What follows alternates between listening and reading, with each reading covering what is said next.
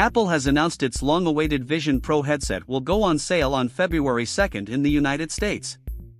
U.S. customers have been given the option to pre-order the $3,499, £2,749, mixed reality device from mid-January, though no date has been set for a UK launch. It is the first major new product to be released by the firm since the Apple Watch launched in 2015. After years of rumors during development, the company revealed the headset in June 2023. But there have been issues since then. According to the Financial Times, Apple has more than halved its production forecasts, dropping from an estimated 1 million units to 400,000 in 2024. As well as the release date, Apple also announced the device will have 256 gigabytes of storage, and it clarified that the headset's eye tracking technology can function by monitoring just one dominant eye, for people who do not have full use of both their eyes.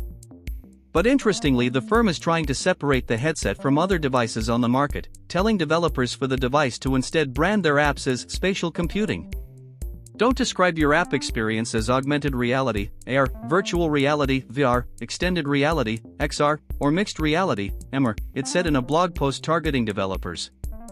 Apple has also released a trailer online, featuring characters from films donning goggles and helmets, in what feels like an attempt to recreate the hype around the launch of the iPhone in 2007. If successful, this could be a new multi-billion-dollar source of income for Apple. But as many people all over the world struggle to afford life's basics, a high price tag is likely to keep this in the realm of a toy for the well-off. We were among the few news organizations in the world allowed to test out the device, but no photos or filming were allowed.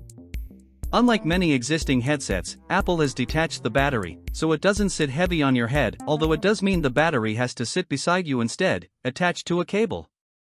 The user experience is classic, minimalist Apple. Once the headset is on, you see the room around you, but you're not seeing it through glass, you're seeing it through the many onboard cameras. This is the mixed reality experience, digital content projected onto your surroundings. You physically press a single button on the top right-hand side of the headset, and up pops familiar app icons you'll recognize if you have used an iPhone, iMessage, Photos, Apple TV. There will be more as developers make them. And from then on it's all about gesture control. The headset tracks where you are looking, so when you look at an app and pinch your thumb and forefinger together, it opens. You can choose your level of immersion using a physical dial to turn up or down the size of whatever it is that you're looking at.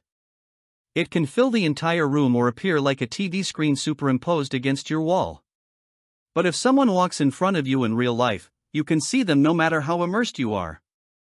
Still, whenever there was an issue with the demo, an Apple employee would remind us that it was not a finished product, and Apple's ban on any filming during the demonstration meant that these issues couldn't be recorded or shared online.